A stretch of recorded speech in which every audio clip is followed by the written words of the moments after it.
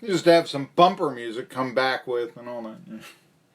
I'm Marky Billson, Tri-City Sports Now. I'm the guy you listen to because I know this stuff. I don't know. Did you not find that to be fascinating? I mean, come on. That's American history right there. I guess you got to be a history buff. And I guess that's one of the reasons why I get a little bit disenchanted with modern day baseball, because I've talked about this. The cultural battle in baseball between history and math. And I really believe that one time being a baseball fan was knowing that after something, okay, I'll give you an example. They're talking about baseball history was made. If you missed it, because the ball game ended about 4 a.m. Eastern, Orioles and Angels, they play marathon game, 16 innings. Orioles win it, and Steve Wilkerson, an outfielder, throwing literally a slow ball. Okay, I know that nobody caught, that's a cartoon name, Billson, come on. Slow ball. Watch the video. Tell me that Stevie Wilkerson does not throw a slow ball, okay? It's a changeup, no. He throws, there's no velocity on this, okay?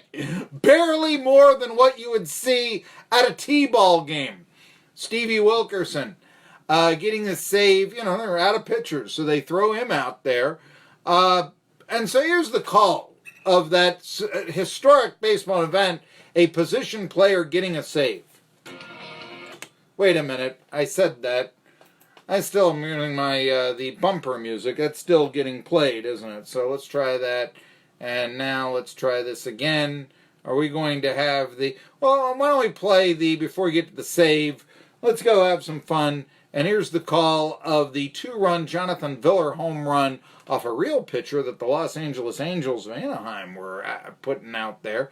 Anyway, this is what won the game that you may have missed because it ended in the 4 a.m. hour of the over here in the East Coast. It was played on the West Coast in Anaheim, obviously. So, anyway, the Orioles, a rare victory for them. They defeat Mike Trout's Angels on this dinger from Jonathan Villar. 2-0 pitch, swinging a high fly ball right field and deep. Calhoun is back on it, and that ball is gone! It carries out of here! Jonathan Villar with a 2-run home run! And the Orioles have the lead back at 10-8. Wow! It looked like at least it was going to be off the wall, and it just kept on going. So Villar hits his 12th, and the Orioles have the lead at 10-8 in the 16th inning. Wow. The Orioles are bad. They were bad last year. They only won 47 games. Disappointing after making the playoffs in 2016. However, you get a lot. The baseball history moment that was created was this Wilkerson save. Let's hear the call here. And the pitch, swinging a high fly ball to center field, not that deep. Santander in, and he makes the catch. And the Orioles win. And Stevie Wilkerson, the Orioles' secret weapon, earns the save. Unbelievable. It's actually his third pitching appearance of the year. I know in the minor leagues, because everything is so developmental that, he's reached his pitch count. I've seen the minors pitchers throwing no-hitters taken out because they've reached their pitch count. When I did Johnson City Cardinals in 1997, the first baseman, it was Brandon Folkers, who's Rich Folkers' son. If you remember Rich Folkers, who was a relief pitcher back in the 70s and such, he had been set. Well, Folkers was now a pitching coach in the St. Louis Cardinals organization, so they signed his son, and he was playing first base. It was a free agent pickup for Johnson City, and Johnson City had a bad team that year, and so 4 times they called him out in routes so that they wouldn't have to ruin the bullpen. And it turned out that Brandon Folkers, in his 4 appearances, had better stats than the majority of pitchers who threw a lot of games. And I can actually see why that would be the case with Stevie Wilkerson, because like I said, you just see this, and it wasn't an ephus pitch, but you want to talk about, big break on a slow curve, and a slow curve. Oh, yeah, there was no velocity on what Wilkerson was throwing. I mean, but, I'll tell you the truth, that can be difficult to hit, especially after 16 innings of seeing, 90 miles an hour. And now somebody comes in with, 40, 50 mile an hour pus. And it's like, wait a minute. Can I hold back? Hitters hate that. I'm kind of surprised, therefore, that we don't have more soft tossers. That's what, I spoke of when the Braves in 2017 had Bartolo Colon and R.A. Dickey, Colon had, by that time he was topping out at 88, which may not be quote-unquote soft toss, but, it wasn't Rick Russell throwing a sinker ball or something like that. But it was not what everybody else was throwing. He was winning games on his veteran guile, was Colon. Now, Dickey, that was a little bit different. He's a knuckleballer, and that's where, oh my goodness, what's going to happen with that pitch? Nobody knows. The hitter, the pitcher, the catcher, that's what makes the knuckleball successful.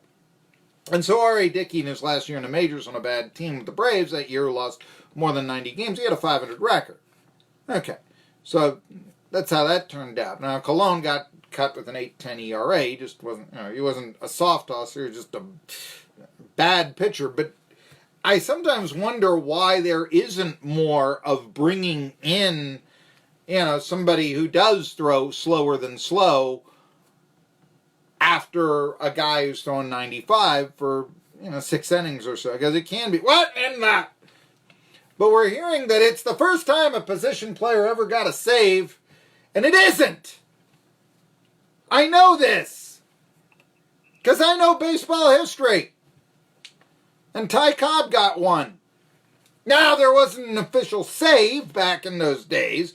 Save did not become an official stat until 1969. But you'll see in a baseball encyclopedia and a lot of record books, saves given. It was given by the official score, and it basically, you had to really earn it. None of this come in the ninth inning with a 5-2 game.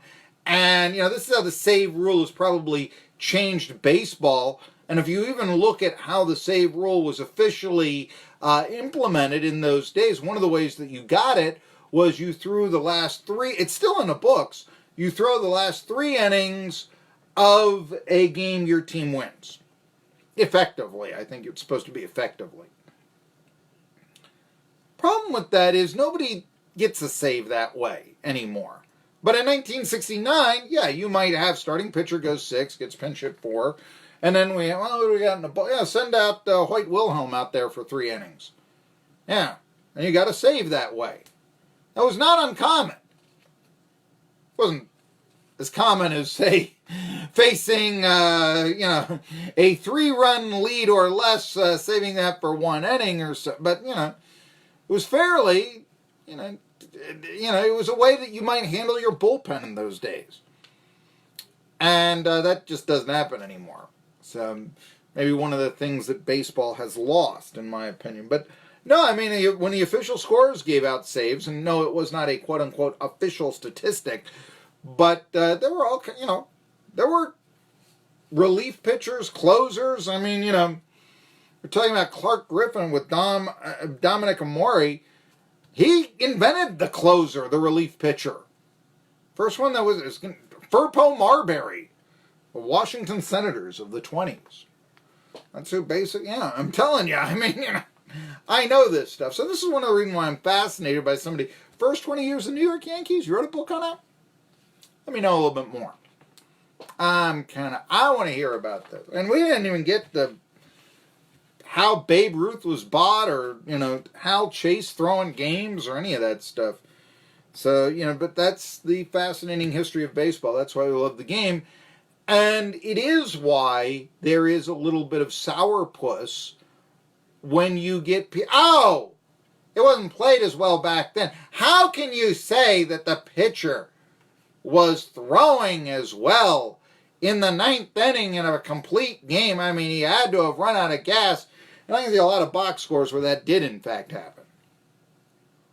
But I can see a lot of box scores now where we're bringing in bad relief pitchers to come in to save the arms of a good starting pitcher, and it ain't really working. Remember last year when it happens a lot. You're seeing this, historic 9th inning comeback. Last year, if you remember, the Reds, they were down 7 runs in the ninth to the Indians. The Indians' bullpen was terrible. That's why the Indians still lead the league in complete games these days with like 3 or 5 or something. Just nobody does it anymore. You're going to kill their arms. This guy over here, Kurt Schilling, used to throw 10 in a year. No, doesn't matter. Well, it's not that long ago that Kurt Schilling. I mean, he's still in the Hall of Fame ballot for, no!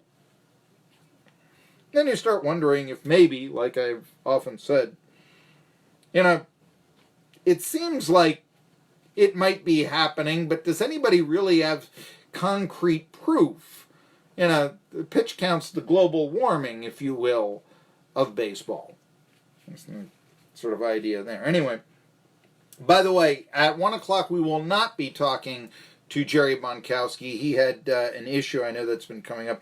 He will likely join us on Monday at 1, but I know that a lot of times Jerry joins us at 1 p.m.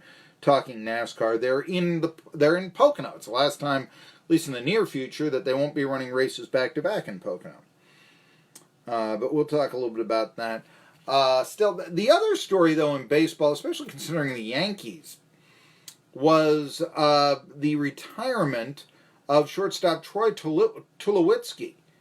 And it was, just a surprise. The Yankees seem to have a lot of players that just retire in the middle of the season. Alex Rodriguez did that. Lou Piniella did that back when. Lou Gehrig, for obvious reasons, did it. I'm not going to criticize him. Anyway, Aaron Boone talking a little about the impact that Troy Tulowitzki, as shortstop, had on the New York Yankees with this soundbite. He had an impact, I believe, on this organization and this team this year with the way he was in spring and kind of him helping set the tone for our culture in a lot of ways.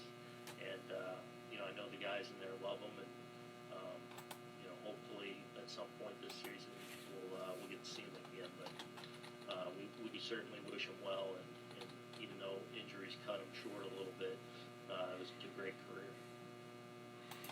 So there you have it. Injuries, the reason for the retirement. In fact, it wasn't really brought up. I mean, there was more attention given to a 19-3 loss than Tulowitzki's retirement from some of the media that I heard on the radio, WFAN, overnight and such.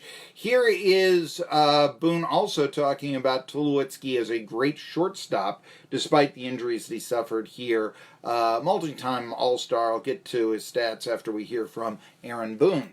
What I'll remember is obviously a great player and a guy that played shortstop, a great shortstop, but played in such a unique way, with a flair and, the way he moved and played on the run and threw from different angles. Now, of course, Tulowitzki only played 5 games for the Yankees, so that's another reason why the retirement isn't all that big with his injury problems this year. And he really hasn't been that big of a factor. I mean, he had not played prior to this year, and he retires at 34. Since last year he took off due to injury, and his production had gone down. Now, for the Blue Jays in 2016, remember the Blue Jays played the American League Championship Series that year, he had 24 home runs as their shortstop.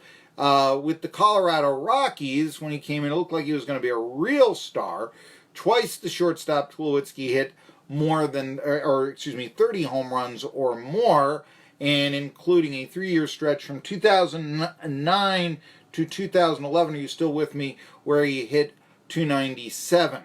Or, he hit 97 he hit 99 home runs, 99 home runs for the Rockies between 2009 and 11 for Troy Tulowitzki, a 290 lifetime hitter with 225 lifetime home runs, calling it quits after just 5 games with the Yankees this year. WEMB